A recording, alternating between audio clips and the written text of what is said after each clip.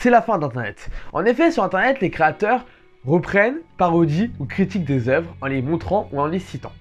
Je vais maintenant vous présenter l'article 13 qui a été voté le 12 septembre 2018 au Parlement européen et qui a pour but de protéger une œuvre et ses ayants droit. Ce qui est certes une bonne chose, mais par la même occasion, créer une censure, ce qui est une moins bonne chose. Comment ? Très simplement, si j'ai envie de vous parler de ce casque que j'ai reçu très récemment, il faudra que je vous cache la marque et que je ne dise même pas le nom de cette marque.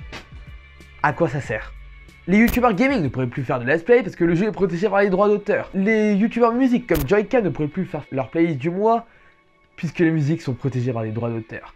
Quelqu'un qui fait de la mode ne pourrait plus vous parler d'un vêtement d'une collection en particulier puisque cette collection est sûrement protégée par les droits d'auteur. Et j'ai des centaines et de milliers d'exemples comme ça. De mon côté, ce mur deviendrait totalement blanc et je pourrais plus vous parler d'un site ou d'un autre puisque ces noms de sites sont protégés par les droits d'auteur. Et les logos derrière moi sont protégés par des droits d'auteur. La différence que YouTube avait avec la télévision, c'est que lorsqu'on parle avec une caméra, en fait, on pense à la communauté qui est derrière, avec qui on parle comme si c'était des amis.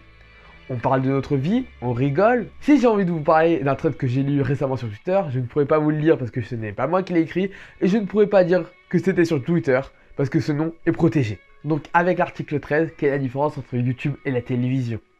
J'ai pas envie de dire la marque à la pomme ou encore la boisson noire que tout le monde connaît, qui commence par Coca, qui finit par Cola. Et ce genre de comportement, on doit faire extrêmement attention, devra être appliqué que ce soit sur Facebook, Twitter, Instagram, YouTube, Reddit, Twitch et tous les sites qui sont sur Internet. Car ces sites-là sont obligés de respecter et de faire respecter cette loi. Et le plus facile, au lieu de vérifier un par un manuellement que tout ces posts, ces articles, ces vidéos soient en accord avec cette loi, le plus simple, ça serait de bloquer tout. Ce qui tuerait non seulement les créateurs, mais tous ceux qui travaillent derrière. Ça peut être un cadreur, ça peut être un monteur, un agent, un network. Aujourd'hui, le plus grand network en France, c'est Webedia. Via sa filiale Talent Web, il embauche plus de 700 personnes. Et avec l'article 13, toutes ces personnes se retrouveront sans doute sans emploi. Et dans toute l'Europe, c'est plus de 35 millions de chaînes qui seront bloquées. Rien qu'en France, c'est 4 millions, et en Allemagne aussi, c'est 4 millions. Et aucun des Européens auront accès aux vidéos faites aux 4 coins du globe. Pour la première fois depuis la création de YouTube, la PDG de YouTube nous demande de réagir. Le hashtag Save Your Internet a été créé. On peut aussi agir en interpellant l'un des 51 députés français siégeant au Parlement européen et qui ont voté en faveur de cette loi, dont les numéros de téléphone sont en bas dans la description, tout comme leur mail ou leur compte Twitter.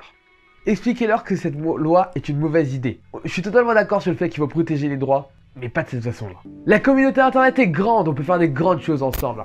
Récemment, on a récolté plus d'1 million d'euros avec le Z-Event pour l'association Médecins sans frontières. On a fait passer à PewDiePie la barre des 70 millions d'abonnés. Et maintenant, il faut qu'on continue d'agir, mais cette fois-ci pour notre liberté. C'est pour ça que je compte sur vous pour en parler autour de vous, pour signer la pétition qui est en barre en description, pour tweeter avec le hashtag Save Your Internet et plus encore. Si cette loi est appliquée, les vidéos faites en Europe devront être publiées en dehors de l'Europe s'ils veulent garder leur originalité et leur authenticité. Pour les voir, c'est la même chose, il faudra regarder en dehors de l'Union Européenne. L'une des solutions envisageables, à part de faire 25 000 allers-retours par jour, ça serait d'utiliser un VPN, comme celui de NordVPN avec qui je suis partenaire aujourd'hui et qui vous propose des très grosses réductions. Donc n'hésitez pas à utiliser le lien affilié qui est juste en bas. Pour en revenir aux solutions, nous sommes une communauté. Internet est grand et puissant, on peut faire bouger les choses. Pour commencer, signez la pétition, ça vous prend 30 secondes. Faites-le pour tous les créateurs, faites-le pour vous qui regardez cette vidéo, faites-le pour ceux qui font des covers, pour ceux qui font du lifestyle, du gaming, de l'éducatif, de la cuisine, des podcasts, des vlogs, de la tech. Juste faites-le. Faites-le pour vous, faites-le pour moi, faites-le pour nous.